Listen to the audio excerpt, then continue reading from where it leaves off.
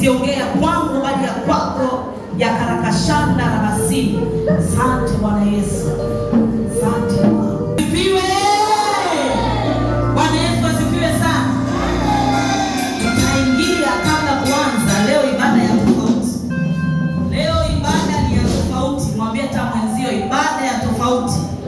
Tunaenda kumaliza mwaka. Kabla tujaanza mahubiri, tutaingia kwenye rehema na toba.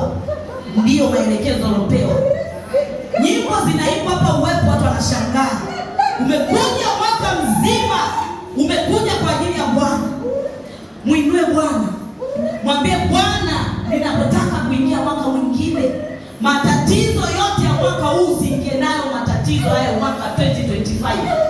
Tutaanza na toba kabla tujaanza kuhubiri. Mungu anataka apite asafishe kila uchafu, kila uovu, kila baya, kila matatizo, kila mizigo yote inaenda kutua. Tutapiga magoti kanisa zima, peaneni nafasi.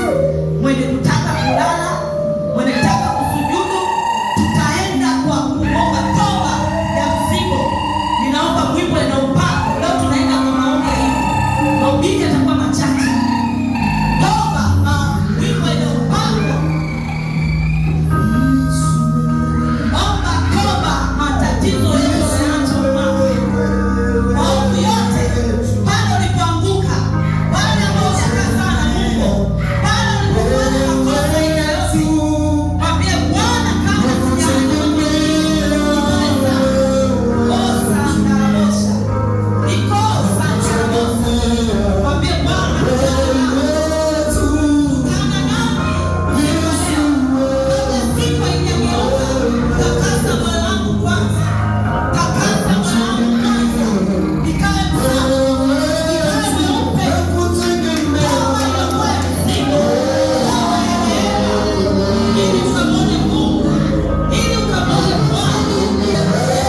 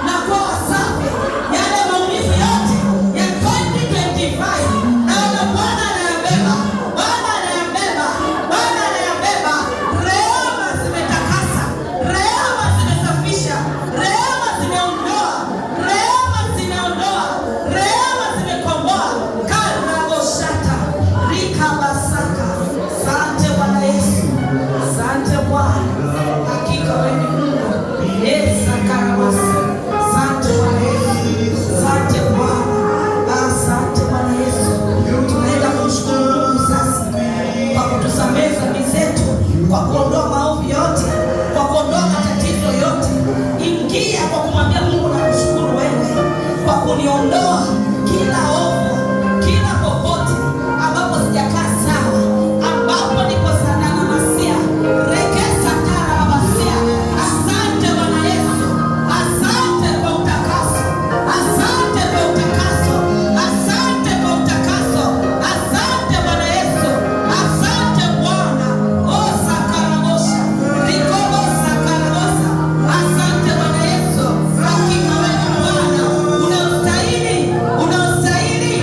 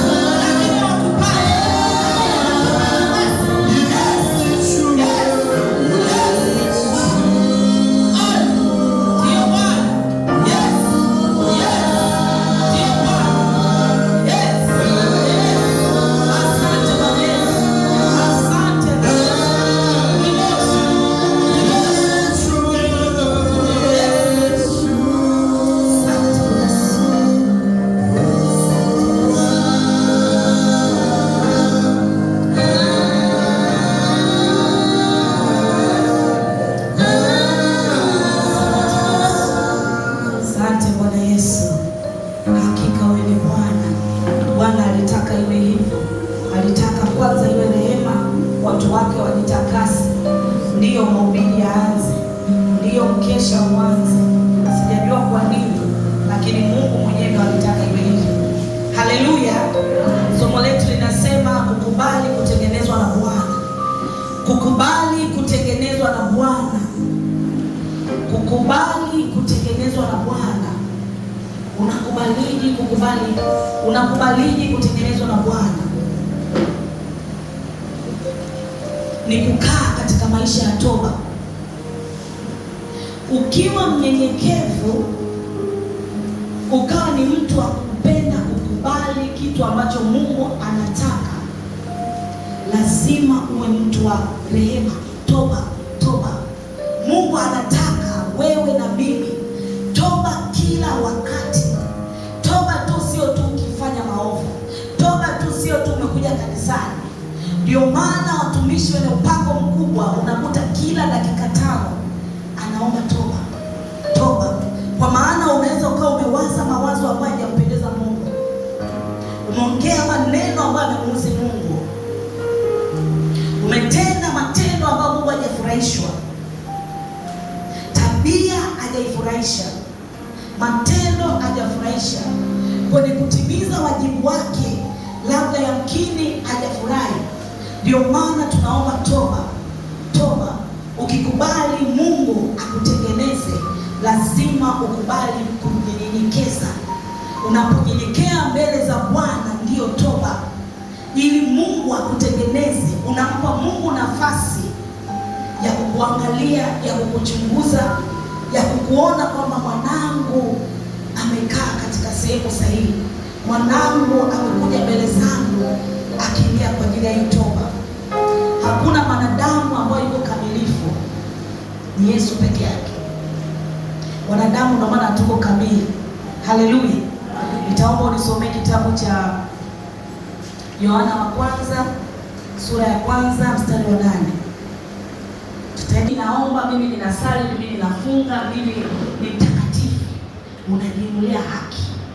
Ndio. Wala kweli haimo ndani. Wala kweli haimo mwetu. Wala kweli haipo ndani yetu. Kweli ya Mungu haipo. Nilifundisha siku moja nikasema kusema neno ndio kumkubali Mungu na matendo yake yote. Lakini wengi tunasema ndio ni ndio tu ya mdomoni, sio ndio ya rohoni, na matendo yaliokuwa ya kweli ndani ya moyo. Ndio. Ameisha. Mstari wa 9. Ayo wewe nani? Amen. Hapo. Mungu anataka toba iliyokuwa na kweli. Mungu anataka mtu mnyenyekevu. Mungu anataka mtu ambaye anajua kila wakati atajitakasa, atajiosha. Unapojiosha mbele za Mungu na kujitakasa mbele za Mungu, lazima Mungu aongeze anointing. Nilimsikiza siku moja TV Joshua akawa anasema kwa siku kama wewe ni mvivu kusoma Biblia, at least sura 5 tu unaweza kuzisoma. Sura 5 tu ikiwa imepungua 3. Sio mistari, sura. Ikiwa imepungua 3. Na kila unaposikaa asante Yesu, toba. Kwa maana unaweza kumkwaza mwenzako, amekasirika. Unaweza kuongea neno ambalo mwenzako hajapenda, wewe ukaona ni kitu cha kawaida. Lakini mbele za Mungu ikawa sio kitu cha kawaida. Mungu akachukizwa. Ndio maana tunasisitizwa kujitakasa kila wakati, kila muda, kuona kwamba mimi sijihesabia haki. Ukijiona wewe kujihesabia haki, utaweza kushinda hii vita. Lakini ukijihesabia haki ukajiona wewe una haki wakati wote, itakuwa ni ngumu kushinda hii vita. Haleluya. Ninaomba nisomee Warumi 3 mstari wa 23. Hakuna aliye mkamilifu. Hakuna, hata akishuka sasa. Kila mtu anajua na maovu yake. Kila mtu ana siri zake. Kuna zile siri ambazo huwezi kumwambia mtu. Huwezi kumwambia mume wako, huwezi kumwambia mtoto wako, huwezi kumwambia mpenzi wako, huwezi kumwambia mtu yoyote. Hata mchungaji wako huwezi kumwambia. Kuna zile siri automatic ni za kwako mwenyewe ndani ya nafsi yako. Mungu ndio utaki kujitakasa mbele zake. Bwana Yesu asifiwe. Mpe Mungu nafasi akuchunguze. Mpe Mungu nafasi akuchunguze. Wengi hatumpi Mungu nafasi ya kumchunguza. Wengi hatumpi Mungu nafasi kumchunguza. Wengi tunajiona sisi ni watakatifu. Wengi tunajiona sisi tunaweza. Wengi tunaona tukishakuja hapa kwenye maombi tumeomba, tumemaliza, imetosha. Tumekuja hapa tumefunga, tumefanyaje, imetosha. Mpe Mungu nafasi akujua wewe ni nani, Melinda ni nani. Nataka kumjua Melinda. Who is Melinda? Ni kama unapoenda kwenye interview unaulizwa, tell us about yourself. Niambie wewe ni nani. Wewe mwenyewe unataka ujielezee wewe ni nani. Mungu mpe nafasi ya kukuchunguza, ya kukuambia mabaya yako, ya kukuambia maovu yako, ya kukuambia hapa mwanangu umekosa, hapa mwanangu wewe sawa, hapa mwanangu haistahili kwa hivyo. Wengi hatumpi Mungu nafasi hiyo. Wengi hatutaki kumwambia Mungu nichunguze. Tunataka wanadamu tu watuambie tukasirike. Wengi wanapoambiwa wanakasirika, wananuna, wanaona kama wameonewa. Basi mwambie Mungu, rudi kwa Mungu. Mwambie pita mwenyewe. Bwana nichunguze. Inawezekana mimi mwenyewe sijitambui. Inawezekana mimi mwenyewe sijui tabia zangu. Najiona niko sawa kabisa. Ni kweli kuna wakati mtu anaweza kujiona uko sawa kabisa. Mtu akikwambia una matatizo, unaona huyu mtu ana wivu, unaona huyu mtu naye ni mgomvi, unaona huyu mtu naye ana matatizo. Mwambie Mungu. Ndio maana tunapokuwa zamani kabla tujaokoka unakuwa unafanya maovu, unaporudi huku kwingine sasa katika wokovu unakuwa mwingine. Yale ambayo unayaona kwa macho ukajua kabisa hili halistahili. Je, kwenye tabia yako, kwenye nafsi yako umemwambia Mungu akuchunguze? Kulikuwa kuna mtumishi mmoja wa zamani mmoja tulikuwa naye mambo. Alikuwa anapenda kumuita Mungu sio. Sio wangu ameniambia hivi. Sio wangu anasema kwamba nimemwambia anichunguze. Hizo sijagomaki roho. Lazima umwambie Mungu akuchunguze. Anapokuchunguza Mungu ndio toba yenyewe inaenda ikafanyika huko ndani. Ndio toba yenyewe, kwa sababu atapokuchunguza na atapokuambia kosa lako. Na kama wewe ni mnyenyekevu na mtii, lazima utatii, utaomba rehema, utaomba toba, utakaa sawa na Mungu. Lakini usipofanya hivyo, kukaa sawa ni ngumu. Bwana Yesu asifiwe. Amen. Bwana Yesu asifiwe sana. Amen. Tunapoingia mwaka wa 2026 sio kitu kirahisi. Kuna watu wengi wamefariki. Kuna watu wengi wameondoka. Unapoingia mwaka mwingine mpya, unamwambia Bwana yule mfalme Uzia adondoke na magonjwa yote yaliyotesa mwaka 2025. Adondoke na matatizo yote. Usipokuwa makini utaingia na matatizo ya mwaka 2025 ukaingia nayo 2026.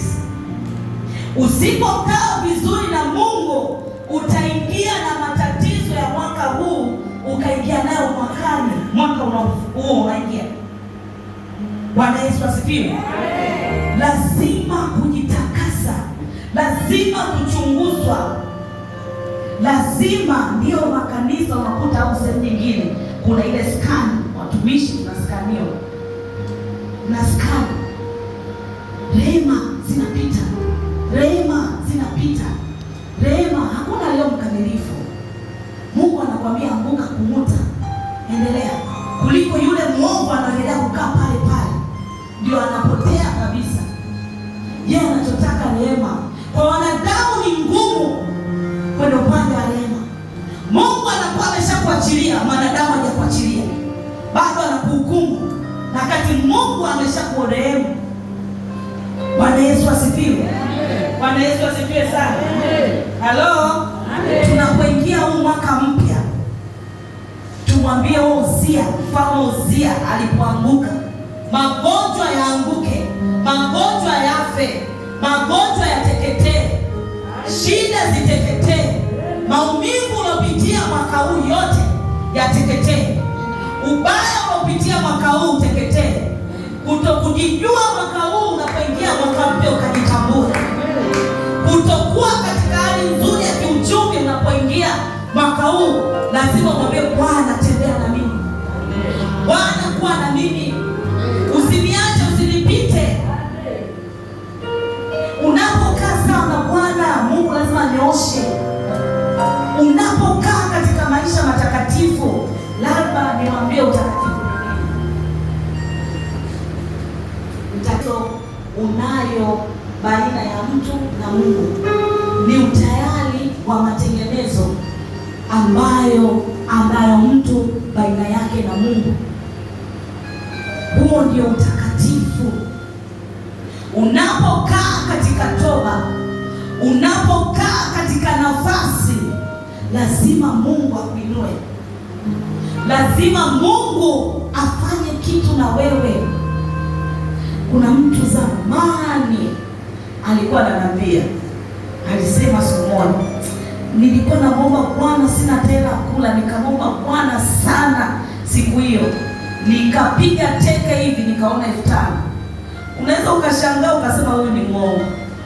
Miujiza mingine inatokea, wonders. Unaweza kufungua shati au nguo ukakuta unakutana na hela, mjimtana naye. Ukasema hii hela ilitoka wapi? Niliweka lini? Miujiza hiyo. Bwana anafanyaga wonders pale ambapo unaona kabisa hapa hakuna wonders, lakini anafanya. Rehema anataka, ndio maana kabla hajaanza hili somo alitaka kila mtu atue mizigo.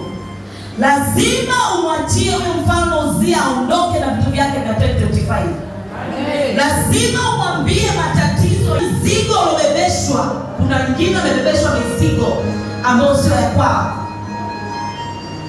Kila vitu ambavyo adui alipokuonea 2025, lazima umwambie Mungu, sitaki kuingia mwaka mwingine na hivi vitu. Beba mwenyewe hivi vitu Bwana. Ondoa hivi vitu Bwana. Pale ambapo sijakaa sawa, pale ambapo nilipindisha Bwana, nyoosha, ninyooshe Bwana. Mimi sijui, ni mwanadamu, yamkini naweza nikaa nakosea. Kuna wakati ndio unaweza ukawa hujaingia kwenye njia sahihi, huwezi kusema njia zako zimenyooka. Ndio maana tunaona somo ambalo linasema, mwambie Bwana, nikatembee na wewe, tangulia mbele yangu mwaka unapoanza, nitembee na wewe, nipite na wewe. Wengine inapofika saa 6 kamili hapa mtu anaomba maombi, hapa nataka mwaka uanze, nipe gari, nipe nyumba, nipe. Mapenzi yake yanasemaje kwako? Mapenzi ya Mungu yanakwambiaje kwanza kabla hujaomba nipe ndoa, nipe ndoa, sio mwaka huu.